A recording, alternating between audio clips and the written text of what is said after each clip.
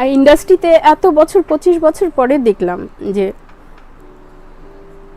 আসলে একটা একটা দুইটা জিনিস, আপনাকে আমি পার্সোনালি ভালোবাসলাম, পার্সোনালি আপনার বাসায় গেলাম, পার্সোনালি আপনাকে আমি খুশি করলাম, তাতেই আপনি খুশি।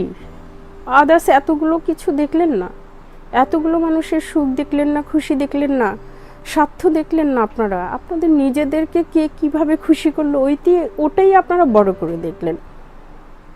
আমরা তো ছিলাম, আমি তো স্টিল নাও। আমাকে অনেক সময় ডাকতো না, আমি আমার ট্যালেন্ট দিয়ে আমি মিটিংয়ে জয়েন করতাম, আর আমার সত্য কথা আমি বলতাম। সবাই একরকম কথা বলতো, আমার কথাটা আলাদা থাকতো, যার জন্য আমি ওদের কাছে ভালো মানুষ ছিলাম না।